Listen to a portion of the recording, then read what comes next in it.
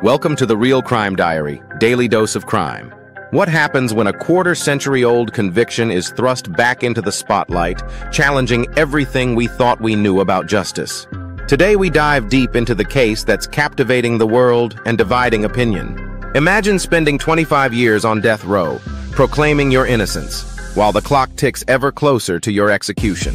This is the reality for Rodney Reed, a man whose story has sparked international outcry and raised serious questions about the American justice system. From a small-town murder to a global cause célèbre, Reed's case is a tangled web of racial tensions, disputed evidence, and claims of a miscarriage of justice. But as new developments unfold, we're left to wonder, is Reed an innocent man facing death, or is this a last-ditch attempt to escape punishment? Let's delve into the heart of this chilling case. In 1996, the quiet town of Bastrop, Texas was shaken to its core when 19-year-old Stacey Stites was found partially unclothed and strangled. Her body was discovered just hours after she failed to show up for her shift at the local grocery store. The murder weapon? Pieces of her own belt found at the crime scene and near her fiancé's abandoned truck. Initially, suspicion fell on Jimmy Fennell, Stites' fiancé. But the case took a dramatic turn when, a year later, DNA evidence entered the picture. Sperm cells matching Rodney Reed were found inside the victim's body. The prosecution's theory? Reed had raped and killed Stites.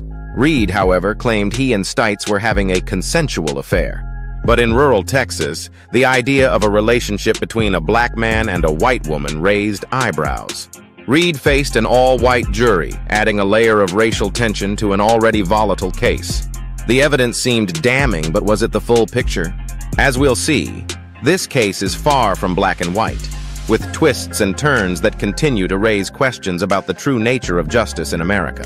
In a stunning turn of events, the Texas Court of Criminal Appeals has delivered a crushing blow to Rodney Reed's fight for freedom.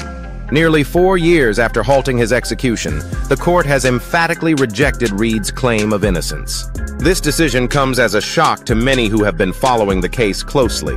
The court's ruling, spanning an impressive 129 pages, leaves little room for interpretation. Judge Jesse McClure, writing for the majority in a 7-1 decision, stated that even when considering all of Reed's post-trial evidence, he has failed to demonstrate that he is more likely than not innocent of Stacey's murder. This ruling accepts the 2021 recommendation of retired State District Judge J.D. Langley, who found Reed's new evidence pointing suspicion towards Jimmy Fennell not credible. The court's decision effectively slams the door on Reed's hopes for a new trial, a devastating setback for a man who has spent more than a quarter-century on death row. However, this may not be the end of the road for Reed. Despite this major setback, he likely won't face an immediate execution date. The U.S. Supreme Court recently sided with Reed in another appeal, opening the door for him to pursue DNA testing on evidence used to convict him. This glimmer of hope keeps Reed's fight for exoneration alive, even as the clock continues to tick. Over the years, Rodney Reed's legal team has presented a mountain of new evidence and witnesses in an attempt to prove his innocence. One of the key elements of this new evidence supports Reed's claim of a consensual relationship with Stacey Stites. Several witnesses have come forward corroborating that Reed and Stites were indeed involved romantically. This testimony directly challenges the prosecution's narrative that Reed was a stranger who attacked Stites.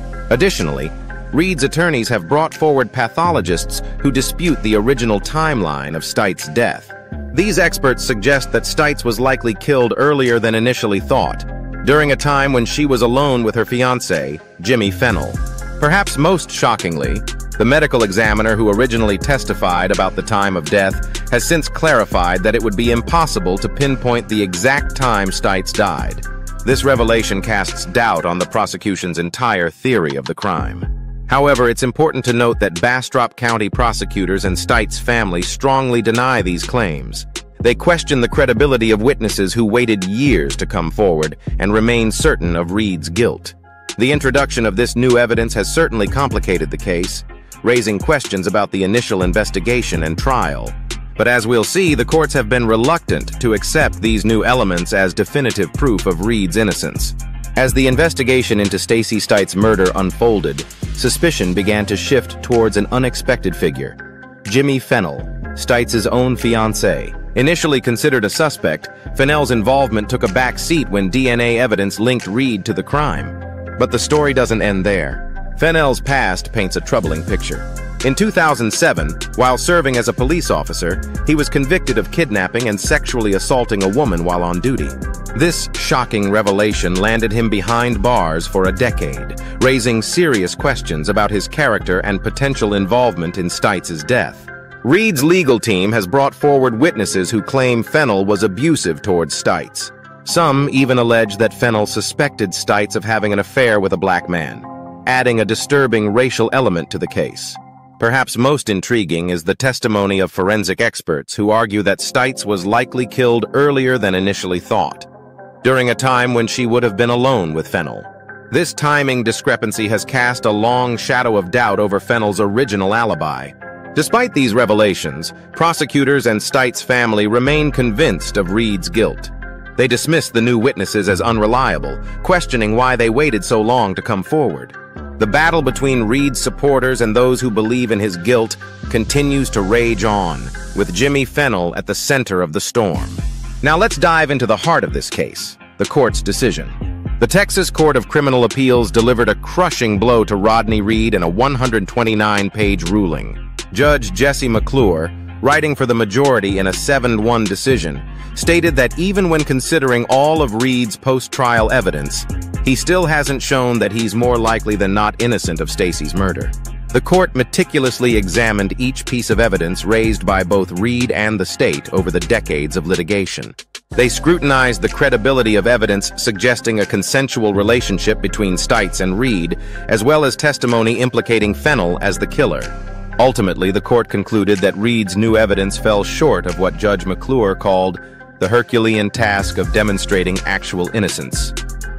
They acknowledged that Reed might have been in a better position at trial with these new witnesses, but emphasized that this is far from proving that no rational juror could have convicted him.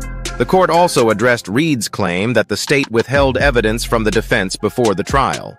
However, they doubted the truth behind these statements and ruled that Reed didn't meet the burden of proof to show that prosecutors had suppressed this evidence. This decision has sparked outrage among Reed's supporters, with his attorney Jane Pucker condemning it as allowing prosecutorial misconduct to go unchecked. The ruling raises serious questions about the standards of proving innocence and the handling of evidence in our justice system. As we wrap up today's episode, it's clear that the Rodney Reed case raises serious questions about our justice system. Can we truly be certain of guilt when new evidence emerges decades later?